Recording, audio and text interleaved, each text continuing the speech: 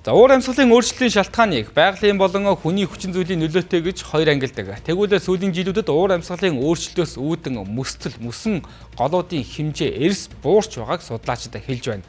За Монгол улсын хувьд 1945 онтой харьцуулахад мөсөн голын хэмжээ 30 гаруй хувиар буурсан байна.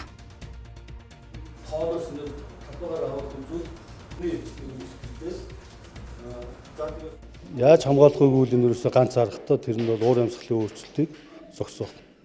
За уур амьсгалын өөрчлөлтийг зогсооно гэдэг бол үндсэндээ одоо нөгөө хүлэмжийн хий ялгарлыг бол бууруулах зайлшгүй шаардлагатай ийм л ганц аргатай. Тэгэхээр энэ хүрээнд бол яг хөө хийж хэрэгжүүлэх шаардлагатай ажлууд бол бий. За тухайлбал энэ нүүрс газрын тосны энэ шатах одоо энэ түвшний хэрэглэг бол хязгаарлах.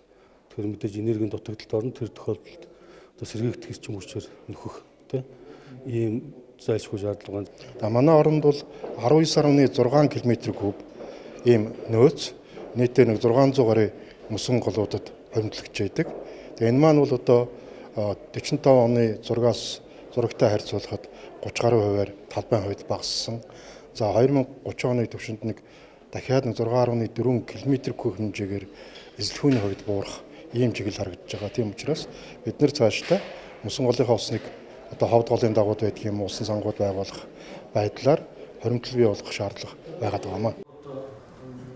Манай улсын хувьд гадаргын усны нөөц багтаа. Тэр утгаараа мөсөн голуудын усыг цуглуулах, ашиглах шаардлага тулгарч байгаа юм а. Учир нь дэлхийн цэвэр усны нөөцийн 70 гаруй хувь нь мөсөн голуудад хадгалагддаг байна. За мөсөн голуудын хадгалт хамгаалтын асуудал яагаад дэлхийн нийтийн хэмжээнд ийм ач холбогдолтой болж байна гэхээр 2024 он дэлхийн хэмжээнд хамгийн халуун жилээр тэмдэглэгдсэн. 2023 он ч гэсэн дэлхийн хамгийн халуун жил байсан.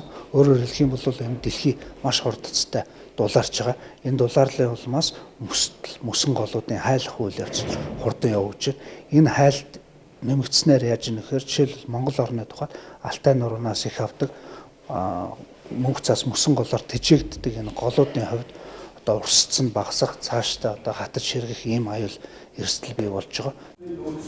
Ялангуяа уур амьсгалын өөрчлөлтөөс урдчлан сэргийлэх хүлэмжийн ялгарлыг бууруулах амаргүй зорилт бидэнд тулгараад байна. Тиймээс урт хугацааны тогтвортой бодлого хэрэгжүүлэх мөн хайлсан мөсөн голуудыг эргэлтэнд оруулж чадвал ирээдүйд тулгарах цэвэр усны хомсдлоос сэргийлэх боломж бүрдэх юм а.